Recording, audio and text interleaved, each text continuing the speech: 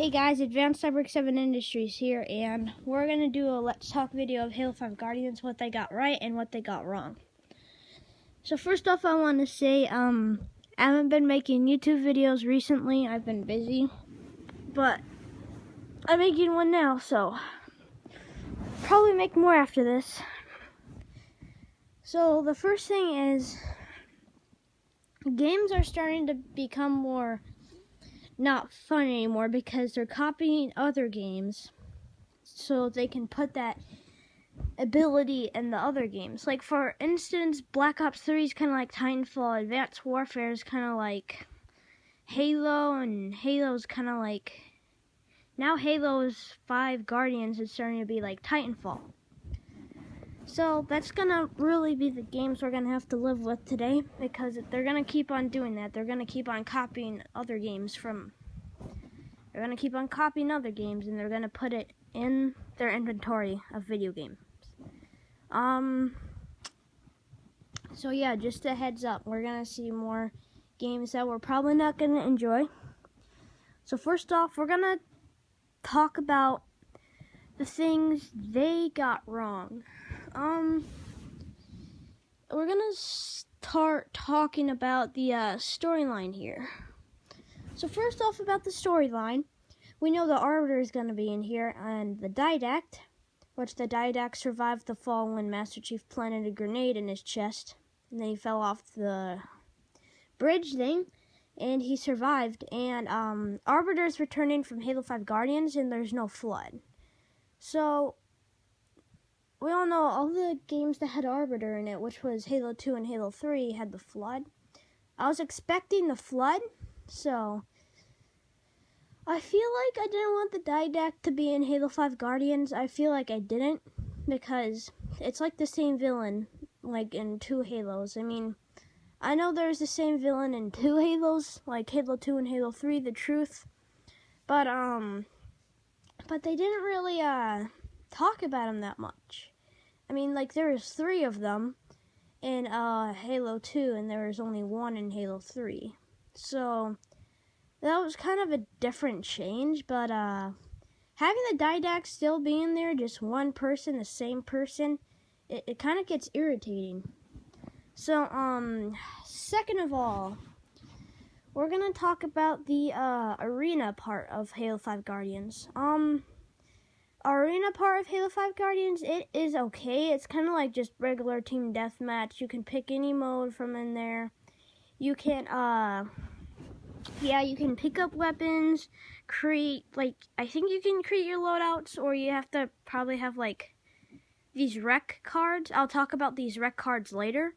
You have to have these rec cards, and then, I think it spawns in a weapon, but the problem is, some of these rec cards, like, aren't permanent, and you keep on using these rec cards, and then you would have to stay with the permanent ones, which are crappy rec cards.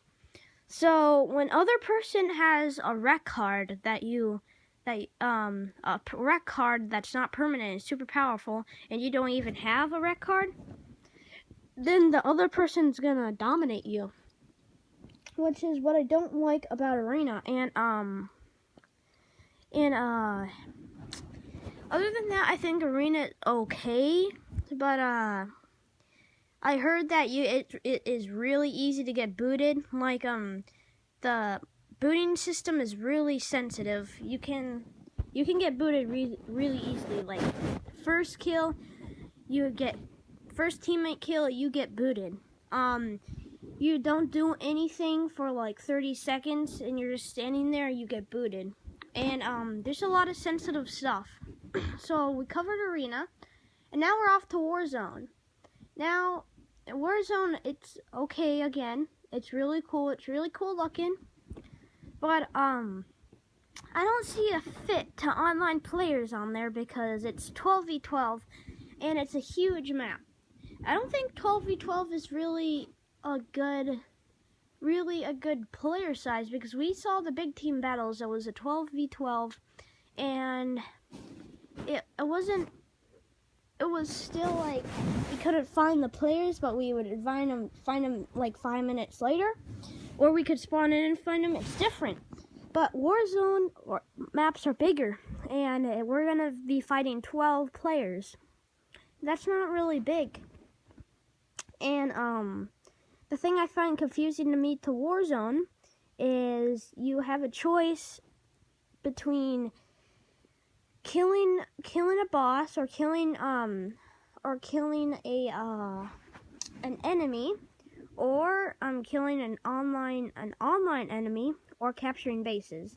There's 4 different things to do. It kind of gets confusing out of my head, but other than that, Warzone is fine. And then we're going to be talking about custom games. So custom games, there's not going to be no forage. There's going to be no forage in custom games, and that is because forage doesn't release 12 months after the initial game releases. 2 months after the initial game releases. So we're going to be waiting until December to get our forage. So that is a major problem with custom games. And now I'm going to be talking about the most problem in Halo 5 Guardians right now. There is no split screen on either modes at release. I thought there's going to be no split screen on campaign, because that's all they said. There's going to be no split screen on campaign. But it turns out there's going to be no split screen on multiplayer either. So there's no split screen whatsoever in Halo 5 Guardians, and I really don't like that.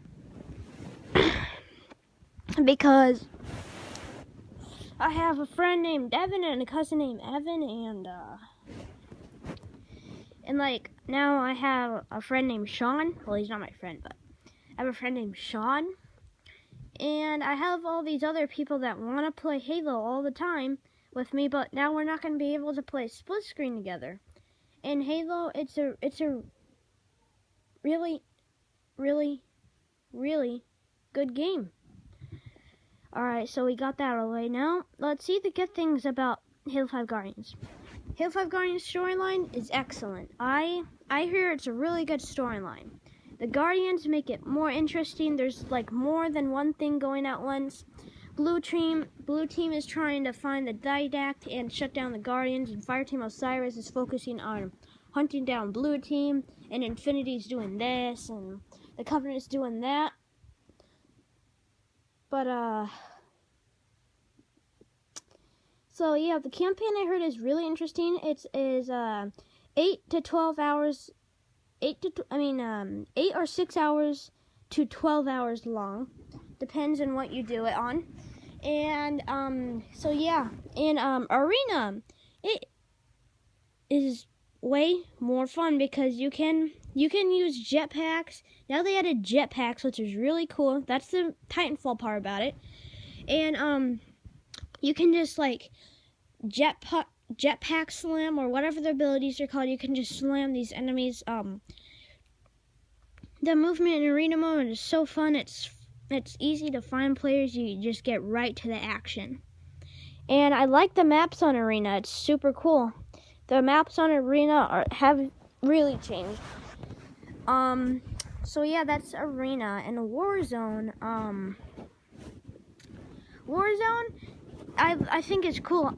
You know how I said like there's 4 different things going on in Warzone that got confusing? Well, it's confusing and it's super pretty cool. It's pretty cool because you have these choices, and these choices earn points, and it makes you feel like you're a slaying machine on Warzone. And I like how you can spawn in a vehicle anytime you want. Like, it's not just you're waiting there for a spawn in Halo 4, and then one other player takes it, and now you're gonna have to wait another 5 minutes, and then until the 5 minutes is over, the game finishes. No, it's not like that. You can spawn a vehicle anytime you want. You just have to have rec cards. And like I said, we're gonna be talking about rec cards in a little bit here. So that's Warzone.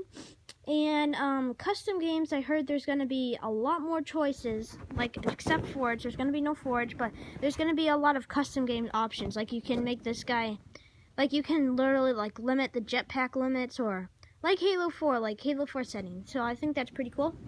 And now we're going to be talking about the rec cards. Well, first off, if you pre-order the limited edition, you get 2 rec bundles, or pre-order the collector's edition, you still get 2 rec bundles. So either of those 2, you get rec bundles. I pre-ordered the limited edition, so I got 2 rec bundles. So what do these rec bundles do? Well, there's permanent items, or there is like uncommon items, or rare items, or legendary items, or ultra rare. So the uncommon, rare, and legendary and ultra rare are all not permanent. So you only can use them for 1 match and they're gone.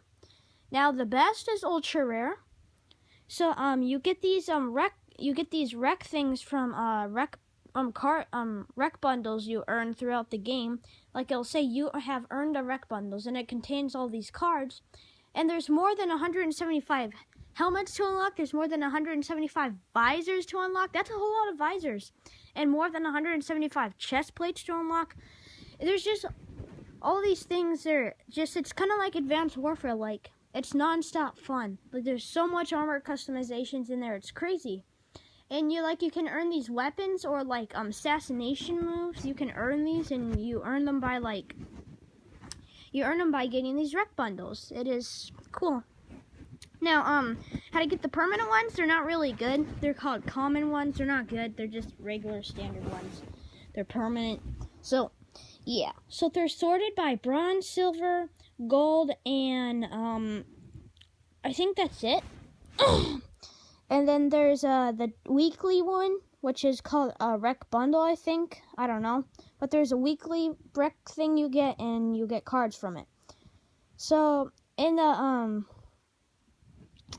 and you earn these things called a degree in these rec packs, and that means if you earn a degree race, then you're going to get more race in that rec pack. Or if you earn a degree assault rifle, then you get more assault rifles in that pack. It's cool. So that's the rec system. So that is for today, guys. I hope you enjoyed the video. I'll be making more videos, and Advanced Cyborg 7 out.